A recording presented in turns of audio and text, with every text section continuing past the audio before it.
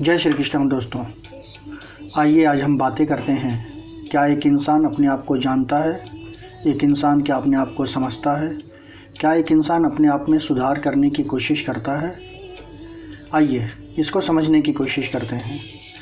परमात्मा अपनी विशाल दुनिया का मालिक है, पर आत्मा को भी अपने सत्ता क्षेत्र में पूर्ण आधिपत्य प्राप्त है। मनुष्य अपने भाग्य का निर्माता स्वयं है। अपनी दुर्बुद्धि से उसे बिगाड़ सकता है और सत प्रवृत्तियां अपनाकर बना भी सकता है। अपने कमरे में सूर्य की धूप एवं पवन देव अपनी मर्जी के बिना प्रवेश नहीं कर सकते। यदि दरवाजे खिड़कियां बंद कर दिए जाएं, तो प्रचंड धूप एवं तेज हवा का झोंका भी प्रवेश नहीं कर सकेगा।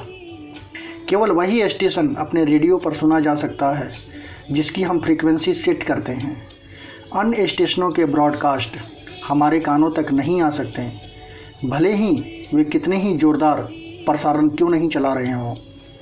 इतिहास के पृष्ठ ऐसे उदाहरणों से भरे पड़े हैं जिनसे यह सिद्ध होता है कि आंतरिक प्रखरता के बल पर लोगों ने अभावग्रस्त एवं विपरीत परिस्थितियों को चीरते हुए प्रगति के पथ प्रशस्त किए हैं और अनेकानेक अवरोधों को पार करते हुए उन्नति के उच्च शिखर तक पहुँचे हैं। इसके विपरीत हर प्रकार की सुविधाएं होते हुए भी ऊपर उठने की बात तो दूर, उल्टे नीचे ही गिरते चले गए हैं लोग। एक साधक अपनी श्रद्धा के बल पर धातु और पत्थर से बनी प्रतिमाओं से चमत्कारी प्रतिक्रिया उत्पन्न कर लेता है। दूसरा अपनी अनास्था के कारण जीवंत देव मानवों के अति समीप रहने पर भी कोई लाभ नहीं ले पाता। एकलव्य ने मिट्टी से बनी द्रोणाचार्य की प्रतिमा से वह अनुदान प्राप्त कर लिया था जो पांडव सचमुच के द्रोणाचार्य से भी प्राप्त नहीं कर सके थे। मीरा के गिरधर गोपाल और श्री रामकृष्ण परमहंस की काली में जो चमत्कारी शक्ति थी वह उनके श्रद्धारूपण से ही उत्पन्न हुई थी और उन्हीं के लिए फलप्रद सिद्ध होती रहीं। उन्हीं प्रतिमाओं से अन्य लोग वैसा लाभ नहीं उठा सकते। यंत्र तंत्रों की सिद्धि में विधि विधानों की इतनी भूमिका नहीं होती जितनी साधक के श्रद्धा विश्वास की होती है। भूत प्रेतों से लेकर देवी देवताओं तक के जो परिचय सामने आते हैं उनमें व्यक्ति के अपने विश्वास ही फलित हुए पाए जाते हैं।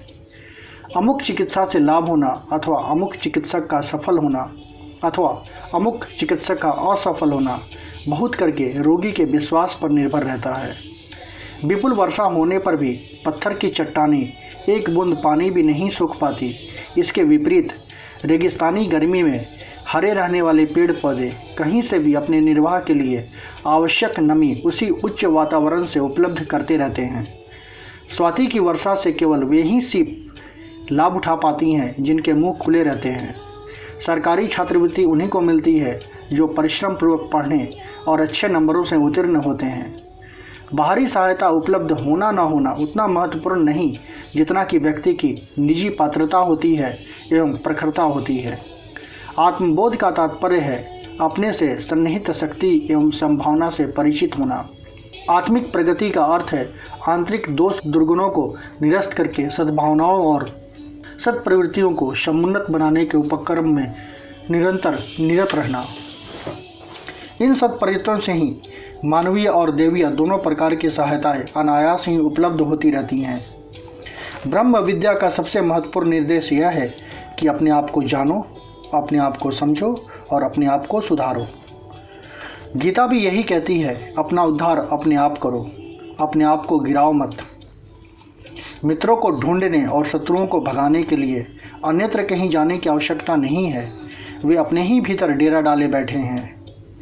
अपने उत्थान परिष्कार की तथा पतन पराभव की कुंजियां अपने हाथों में है।